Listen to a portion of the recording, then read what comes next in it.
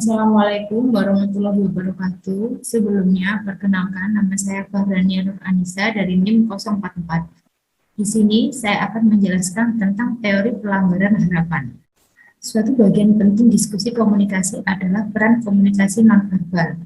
Untuk memahami komunikasi nonverbal dan dampaknya pada pesan, dalam percakapan Jude Burgon mengembangkan teori pelanggaran harapan 1978. Sejak saat itu, Burgon dan sejumlah rekan-rekannya telah mempelajari bagaimana pesan dan pengaruh komunikasi nonverbal terhadap produksi pesan.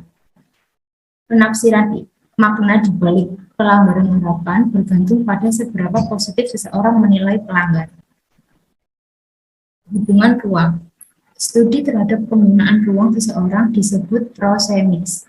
Prosemiks mencakup cara orang menggunakan ruang dalam percakapan mereka serta persepsi penggunaan ruang orang lain. Pemanfaatan ruang dapat mempengaruhi makna dan pesan serta ruang seseorang sudah lama menjadi ketertarikan peneliti.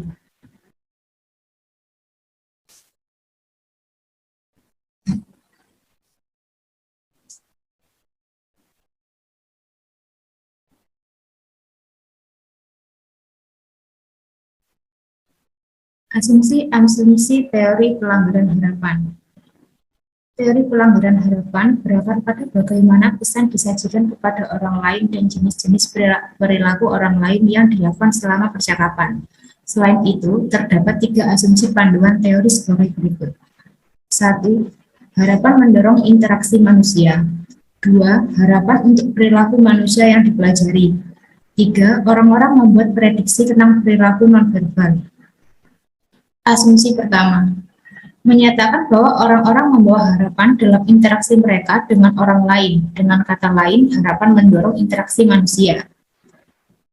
Asumsi kedua, kita tentang bahwa orang-orang belajar harapan mereka, baik dari budaya pada umumnya maupun individu dalam budaya itu. Asumsi ketiga, berkaitan dengan prediksi orang tentang komunikasi nonverbal. Untuk tujuan ini, penting untuk menunjukkan kepercayaan yang melekat dalam teori. Nama saya Sandi Putra Lesmana dengan NIM 043. Saya akan meneruskan presentasi teman saya yaitu Niar. Rangkasan. Burgon awalnya merasa bahwa penyimpangan dari harapan memiliki konsekuensi. Penyimpangan ini atau pelanggaran memiliki apa yang disebut nilai rangsangan. Dengan ini bermaksud bahwa ketika harapan seseorang dilanggar, minat atau perhatian seseorang terangsang, dan dia menggunakan mekanisme tertentu untuk mengatasi pelanggaran. Rangsangan kognitif adalah kewaspadaan atau orientasi untuk pelanggaran. Rangkasan fisik meliputi perilaku-perilaku komunikator selama interaksi seperti pindah dan jarak berbicara tidak nyaman, menyesuaikan sikap seseorang selama interaksi, dan sebagainya. Rangsangan arousal, peningkatan minat atau perhatian ketika penyimpangan dari harapan terjadi. Yang kedua, ambang batasan ancaman. Setelah ada rangsangan, ancaman dapat terjadi. Sebuah konsep kunci kedua terkait dengan EVT adalah ambang batasan ancaman. Ambang batas ancaman adalah toleransi terhadap pelanggaran jarak. Burgon menyatakan bahwa ketika jarak disamakan dengan ancaman, jarak dekat dianggap sebagai jarak lebih mengancam dan lebih jauh kurang mengancam. Yang ketiga, valensi pelanggaran.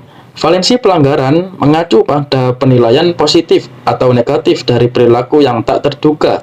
Valensi pelanggaran berfokus pada penyimpangan harapan. Valensi pelanggaran memerlukan kelogisan pelanggaran melalui interpretasi dan evaluasi. Dan yang keempat, valensi imbalan komunikator. Apa yang terjadi ketika harapan kita saat percakapan dengan orang lain tidak terpenuhi? Burgon percaya bahwa ketika orang meninggalkan atau penyimpang dari harapan, bagaimana penyimpangan tersebut diterima bergantung pada potensi imbalan dari orang lain. Burgon berpendapat bahwa konsep imbalan mencakup sejumlah karakteristik yang memungkinkan seseorang untuk dilihat baik atau buruk.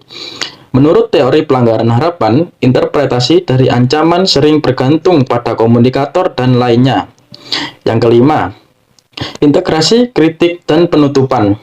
Teori pelanggaran harapan adalah salah satu dari beberapa teori khusus yang berfokus pada apa yang orang harapkan dan reaksi mereka kepada orang lain dalam percakapan. Di antara kriteria untuk mengevaluasi teori, 3 tampaknya sangat relevan untuk diskusi: ruang lingkup, utilitas, dan kemampuan uji. Yang keenam, ruang lingkup. Pada pandangan pertama, ruang lingkup, teori ini mungkin tampak terlalu luas. Komunikasi verbal nonverbal adalah daerah yang luas. Yang ketujuh, utilitas. Kepraktisan EVT jelas. Teori Burgon menyediakan nasihat tentang bagaimana untuk memperoleh kesan yang menguntungkan dan membahas implikasi pelanggaran ruang. Yang ke-8, kemampuan uji.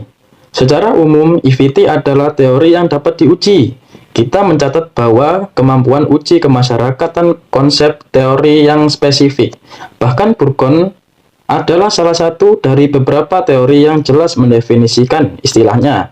Saat ia mempunyai teori, dia juga menjelaskan ambiguitas masa lalu. Dalam melakukan hal itu, ia menyajikan dasar untuk meneliti masa depan agar terus menarik dan meniru klaimnya.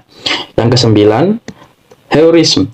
Teori pelanggaran harapan adalah teori penting karena menawarkan hubungan antara perilaku dan kognisi mereka. Ini adalah salah satu kegunaan teori yang menawarkan kita pemahaman yang lebih baik, teori kebutuhan kita untuk orang lain dan kebutuhan kita untuk ruang pribadi. Untuk itu, studi Burgon terus menjadi pendobrak dan studi kritis disiplin komunikasi. Dan itu saja presentasi dari saya. Terima kasih. Assalamualaikum warahmatullahi wabarakatuh.